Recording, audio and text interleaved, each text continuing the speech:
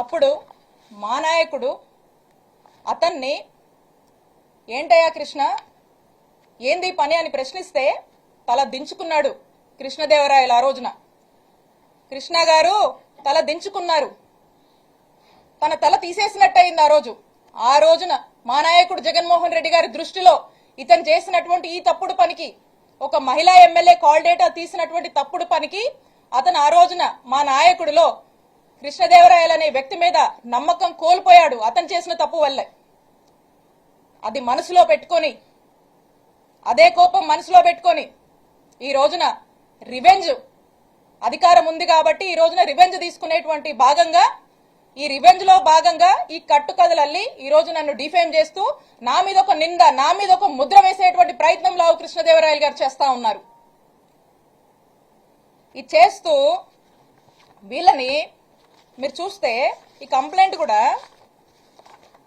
ఇతని letter head మీదే, బహుశా ఈయనే రాశాడో ఇలా ఆఫీసులో రాశారో. చూడండి, కంప్లైంట్ పేపర్ కూడా చూపిస్తున్నా. నేనే ముట్టి మాటలు మాట్లాడలా, నేను వాస్తవాలతోనే నేను వచ్చి మాట్లాడుతా ఉన్నా. ఇది కృష్ణదేవరాయలు గారి రిప్రజెంటేషను. ఇది ఇచ్చి అన్ని ఆఫీసుల్లో ఇదే కట్టు కథని ఇచ్చి వరసబెట్టి ఇదే ఆవు కథని, అదిగో 2 కోట్లు, ఇదిగో 2 కోట్లు, అదిగో రజనీ 2 కోట్లు, ఇదిగో రజనీ 2 కోట్లు, ఇదే కథని వరుసబెట్టి ప్రచారంలోకి తీసుకొచ్చి దీన్ని పెట్టి ఏం చేస్తారు? ఇక్కడి నుంచి మొదలు పెడితే, ఇక్కడ పోలీస్ స్టేషన్ల దగ్గర నుంచి మొదలు పెడితే పీక్స్ కి తీసుకెళ్లారు. మొదలు పెడితే డీజీపీ గారికి కంప్లైంట్ ఇస్తారు, హోమ్ మినిస్టర్ కి ఇస్తారు, విజిలెన్స్ అంటారు, సిఐడి అంటారు, ఏసీబీ అంటారు, ఈ అన్నిటికీ కంప్లైంట్లు ఇస్తారు. ఇచ్చినప్పుడల్లా వార్త రాయిస్తారు. 10 నెలల నుంచి ఇదే కథ. ఆఖరికి దీన్ని ఏ లెవెల్కి, దీంట్లో మళ్ళీ ఎలివేషన్ కూడా, ఈ కథనే ఓ కట్టు కదా, ఈ కథలో మళ్ళీ ఎలివేషన్స్ కూడా. 17A కోసం గవర్నర్కి ఏదో పర్మిషన్ పెట్టానని వాళ్ళే మళ్ళీ పేపర్లో రాయిస్తారు. ఒకసారి ఆలోచించండి.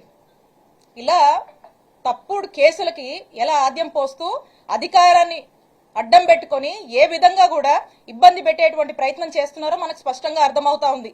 ఇకపోతే విజిలెన్స్ ఎంక్వైరీ అంట, వీళ్ళే విజిలెన్స్ ఎంక్వైరీ అని చెప్పి విజిలెన్స్ ఎంక్వైరీ వేపిస్తారు. ఇక విజిలెన్స్ ఎంక్వైరీ ఏంటండి? విజిలెన్స్ ఎంక్వైరీ మీరు చూస్తే వైజాగ్ లో ఒక ఎమ్మెల్సీ గారు ఉన్నారు, దువ్వవరపు రామారావు గారు. వారు తెలుగుదేశం పార్టీ ఎమ్మెల్సీ, ఒక రకంగా చెప్పాలంటే పచ్చకండువా వేసుకున్నటువంటి ఎమ్మెల్సీ గారు. వారి కొడుకు నాగశ్రవణ్ గారు ఇక్కడ ఉన్నటువంటి గుంటూరు జిల్లా ఎస్పీ గారు. అంటే ఆ ఎస్పీ గారు వాళ్ళ ఫాదర్ టీడీపీ ఎమ్మెల్సీ, టీడీపీ కుటుంబానికి